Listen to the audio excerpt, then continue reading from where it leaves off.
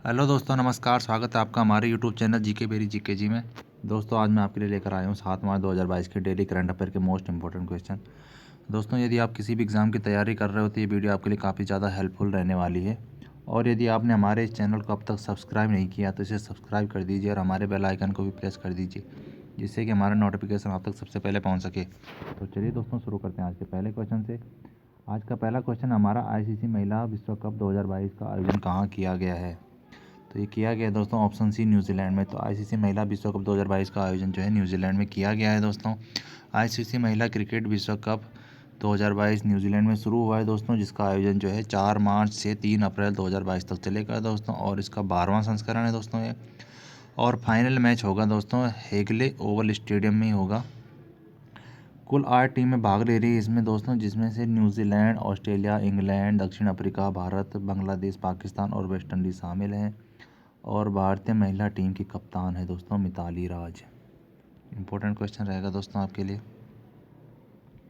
Question number 2 है दोस्तों हमारा, किसे गंगा पुनरुद्धार पुरस्कार 2021 सम्मानित किया गया है? तो इसका सही आंसर है दोस्तों ऑप्शन ए, राजीव रंजन मिश्रा जी को। तो जो है राजीव रंजन मिश्रा जी को गंगा पुनरुद्धार पुरस्कार 2021 से सम्मानित किया गया है दोस्तों।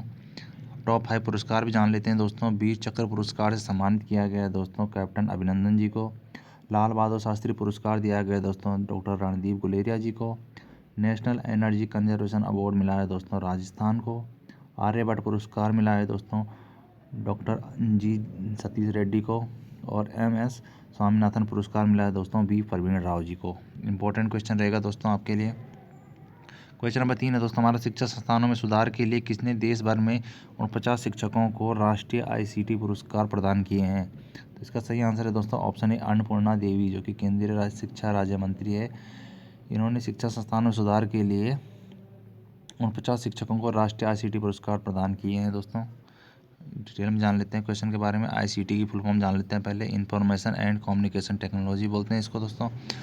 हिंदी में बोले तो मानव संसाधन विकास मंत्रालय, जिसके द्वारा जो है स्कूलों में सूचना और संचार प्रौद्योगिकी योजना के तहत राष्ट्रीय सूचना और संचार प्रौद्योगिकी यानी कि ICT पुरस्कार प्रदान किए गए हैं दोस्तों। यह उन शिक्षकों को प्रस्तुत किया जाता है जिन्होंने स्कूली पाठ्यक्रम में टेक्नोलॉजी को प्रभाव ढंग से और नवीन रूप से एकीकृत करके छात्रों को सीखने में अनुभव सुधार किया है। इंपॉर्टेंट क्वेश्चन रहेगा दोस्तों आपके लिए। यहाँ पे पुरस्कारों की बात हुई तो टॉप 5 करंट पुरस्कार जान लेते हैं दोस्तों। URJA अवार्ड्स के 5वें संस्करण में business leader of the year 2022 का पुरस्कार किसे मिला? तो ये मिला है दोस्तों यहोना पूनावाला जी को।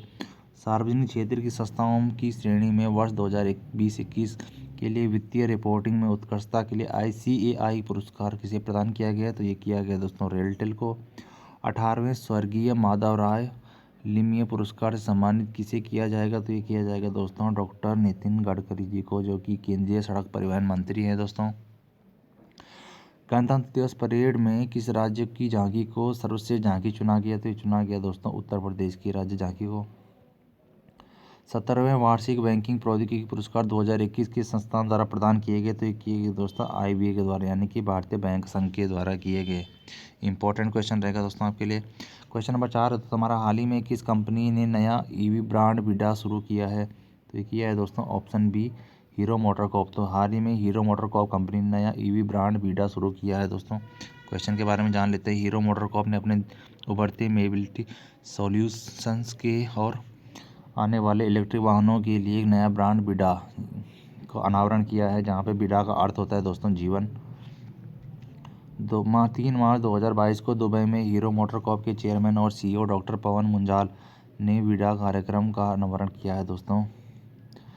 उन्होंने $100 मिलियन के ग्लोबल सस्टेनेबिलिटी फंड की भी घोषणा की है, जो कंपनी के ESG समाधानों पर 10,000 से अधिक उद्यमियों का पोषण करने में मदद करेगा। इंपॉर्टेंट क्वेश्चन रहेगा दोस्तों आपके लिए। तो विडा ब्रांड के तहत पहला इलेक्ट्रिक वाहन आधिकारिक तौर पर 1 जुलाई 2022 को हीरो मोटरकॉर्प के मानक चेयरमैन डॉक्टर ब्रिजमोहन लाल की जयंती के अवसर पर अनावरण किया जाएगा दोस्तों। तो यहाँ पे बात हीरो मोटरकॉर्प की हुई है दोस्तों। हीरो मोटरकॉर्प का मुख्यालय नई दिल्ली में है दोस्तों।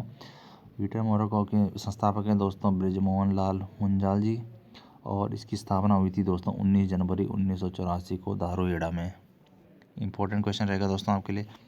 क्वेश्चन नंबर 5 है दोस्तों हमारा, हाल ही में कलियाट्टम उत्सव किस राज्य में शुरू हुआ है? तो इसका सही आंसर है दोस्तों ऑप्शन बी केरल में। तो हाल ही में केरल राज्य में एक उत्सव शुरू हुआ है जिसका नाम है कलियाटम उत्सव। यहाँ पे केरल राज्य की बात हुई तो केरल के टॉप करंट जान लेते हैं दोस्तों। भारत का पहला ग्राफीन नवाचार केंद्र जो है केरल में स्थापित किया जाएगा दोस्तों। केरल राज्य को पहला वैज्ञानिक पक्षी एटलस मिला है दोस्तों। Kerala arts and crafts vigilance संगठन ने अंतर्राष्ट्रीय क्राफ्ट अवार्ड जीता है दोस्तों। 2023 में पहली विश्व बादिर T20 क्रिकेट चैंपियनशिप का आयोजन केरल में ही होगा दोस्तों। भारत का पहला सैनिटरी नैपकिन फ्री गांव बना है दोस्तों कुलांगी, जो कि केरल में ही है दोस्तों। और SDG सूचकांक में भी केरल शीर्ष पर है दोस्तों। तिरंगा पहल के तहत रैपिड स्क्रीनिंग भी यहीं की गई थी दोस्तों। और पद्मश्री पुरस्कार स्थापित करने की घोषणा भी केरल के द्वारा की गई है। इंपॉर्टेंट क्वेश्चन रहेगा दोस्तों आपके लिए। क्वेश्चन नंबर 6 है दोस्तों हमारा, हाल ही में 2022 के शीतकालीन पैरा ओलंपिक खेलों में किस खेल को प्रतिबंधित किया गया है, किस देश को प्रतिबंधित किया गया? तो ये किया गया दोस्तों ऑप्शन सी यानी कि रूस और बेलारूस, इन दोनों को जो है शीतकालीन पैरा ओलंपिक 2022 के लिए प्रतिबंधित कर दिया गया है दोस्तों। शीतकालीन पैरा ओलंपिक 2022 खेलों में रूस और बेलारूस के एथलीट पर रोक लगी है दोस्तों। अंतर्राष्ट्रीय पैरा ओलंपिक कमेटी ने 2022 के बीजिंग शीतकालीन ओलंपिक में इन दोनों देशों पर प्रतिबंध लगाया है। शीतकालीन पैरा ओलंपिक की आयोजन हो रहा है दोस्तों 4 मार्च से 13 मार्च के बीच में होगा। और ये भी कहाँ होगा? ये चीन के बीजिंग में ही होगा दोस्तों।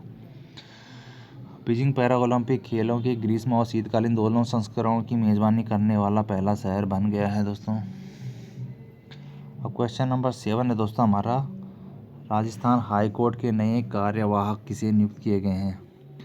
तो इसका सही आंसर है दोस्तों ऑप्शन डी MM श्रीवास्तव को। राजस्थान हाई कोर्ट के नए कार्यवाहक MM श्रीवास्तव को नियुक्त किया गया है दोस्तों। राजस्थान हाई कोर्ट के नए कार्यवाहक चीफ जस्टिस हैं मनिंदर मोहन श्रीवास्तव को नियुक्त किया गया है दोस्तों। वर्तमान चीफ जस्टिस अखिल कुरैशी के सेवानिवृत्त होने पर justice MM Srivastava Rajasthan high court के मुख्य न्यायाधीश का पदभार 7 मार्च को ग्रहण करेंगे। इंपॉर्टेंट क्वेश्चन रहेगा दोस्तों आपके लिए। तो यहाँ पे बात मुख्य न्यायाधीशों की हुई है, तो टॉप 5 उच्च न्यायालयों के मुख्य न्यायाधीश जान लेते हैं दोस्तों।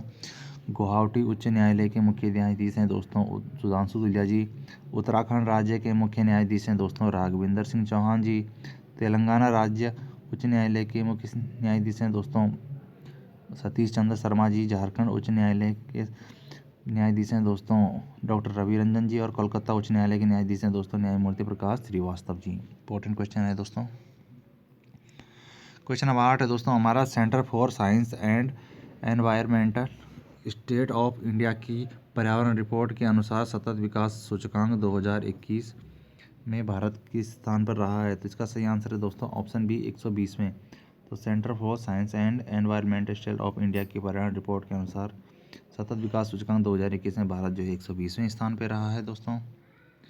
शीर्ष 3 देश हैं दोस्तों, इनके जान लेते हैं दोस्तों। टॉप पे रहा है फिनलैंड जो कि 85.90 अंकों के साथ रहा है। सेकंड नंबर पे रहा है दोस्तों स्वीडन जो कि 85.61 पॉइंट पे रहा है दोस्तों। और थर्ड पर रहा है दोस्तों डेनमार्क जो कि 84.86 अंकों के साथ रहा है दोस्तों थर्ड नंबर पे। इस सूचकांक में सभी देशों को 100 अंकों के आधार पर स्थान दिया गया है दोस्तों। भारत का स्कोर इसमें 60.07 है। पिछले साल भारत की रैंक 117 थी। यह सूचकांक 17 सतत विकास लक्ष्यों की प्राप्त करने की दिशा में देश की कुल प्रगति को मापता है दोस्तों। नवीनतम रैंकिंग के अनुसार अब भारत अब पाकिस्तान को छोड़कर सभी एशियाई देश दक्षिण एशियाई देशों से पीछे है।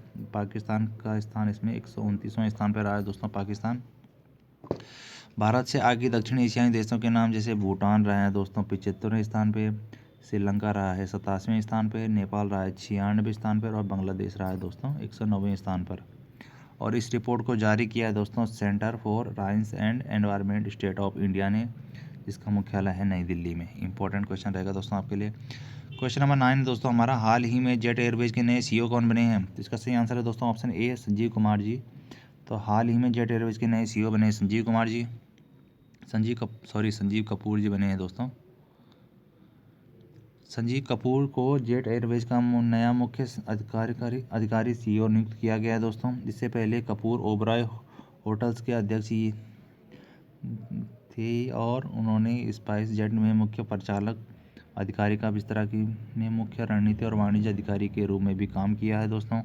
उन्होंने बिस्तरा एयरलाइंस के मुख्य रणनीति और वाणिज्य अधिकारी के रूप में 3 साल और स्पेस जेट के मुख्य परिचालन अधिकारी के रूप में 2 साल तक काम किया है दोस्तों।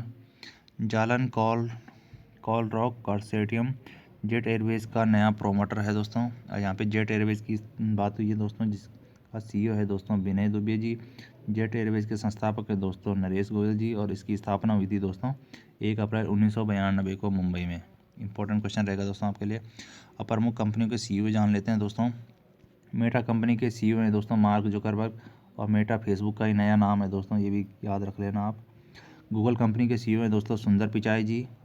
ओयो के सीईओ हैं दोस्तों रोहित कपूर जी। पेटीएम के सीईओ हैं दोस्तों वरुण श्रीधर जी। पतंजलि के सीईओ हैं दोस्तों आचार्य बालकृष्ण जी। ट्विटर के सीईओ हैं दोस्तों पराग अग्रवाल जी। यूट्यूब के सीईओ हैं दोस्तों सुजैन वेजेस्की जी। और माइक्रोसॉफ्ट के सीईओ हैं दोस्तों सत्य नडेला जी। इंपॉर्टेंट क्वेश्चन रहेगा दोस्तों आपके लिए। और आज का हमारा अंतिम क्वेश्चन है क्वेश्चन नंबर 10। हाल ही में भारतीय सेना कहाँ 3 दिवसीय शीतकालीन उत्सव का आयोजन कर रही है? तो इसका सही आंसर है दोस्तों ऑप्शन सी जम्मू कश्मीर में। तो हाल ही में भारतीय सेना जो है 3 दिवसीय शीतकालीन उत्सव जम्मू कश्मीर में आयोजित कर रही है। तो यहाँ पे JNK की बात हुई है, तो JNK के बारे में टॉप करंट जान लेते हैं दोस्तों। बैगनी क्रांति ओरवा मिशन के तहत लेवेंडर खेती को रामन जम्मू कश्मीर में शुरू किया जाएगा दोस्तों। कंचोत पर्व जो है जम्मू कश्मीर में ही मनाया गया है दोस्तों। भारतीय रेलवे द्वारा देश का पहला cable rail bridge Jammu Kashmir में बनाया जाएगा दोस्तों। साइक्लोथॉन कार्यक्रम पेडल फॉर डल का आयोजन भी जम्मू कश्मीर में हुआ है दोस्तों। कारीगर और बुनकरों के लिए कार खंडर योजना का अनावरण भी जम्मू कश्मीर में किया गया दोस्तों। यूपीली फेस्टिवल हेमिस महोत्सव हर नवमी चारी बहुमेला और दसमोचो त्यौहार ये सभी जो है जम्मू कश्मीर में मनाए गए हैं दोस्तों। तो यहाँ पे JNK की बात हुई, तो JNK के बारे में जान लेते हैं दोस्तों। राजधानी है श्रीनगर, और जम्मू मुख्य न्यायाधीश है पंकज मित्तल जी। उपराज्यपाल है दोस्तों मनोज सिन्हा जी। प्रमुख झीलों की बात करें तो डल झील और बुलर झील है। प्रमुख नेशनल पार्क की बात करें तो Dachigam national park, Salim Ali national park यहाँ के इंपॉर्टेंट नेशनल पार्क है। प्रमुख दर्रों की बात करें तो जोजिला दर्रा, बनिहाल दर्रा। प्रमुख लोक नृत्य की बात करें तो रहू डलहम। प्रसिद्ध चलचित्र की बात करें तो गुलमर्ग हो गया, वैष्णो देवी हो गया। और इसमें जम्मू कश्मीर में ज़िले हैं दोस्तों 20, जिसमें विधानसभा की 114 सीटें हैं, लोकसभा की 5 सीटें हैं और राज्यसभा की 4 सीटें हैं। इंपॉर्टेंट क्वेश्चन रहेगा दोस्तों आपके लिए। तो दोस्तों आप कमेंट करके ज़रूर बताइए हमारी वीडियो आपको कैसी लगी। अच्छी लगी तो लाइक शेयर और कमेंट करना ना भूलें। धन्यवाद दोस्तों।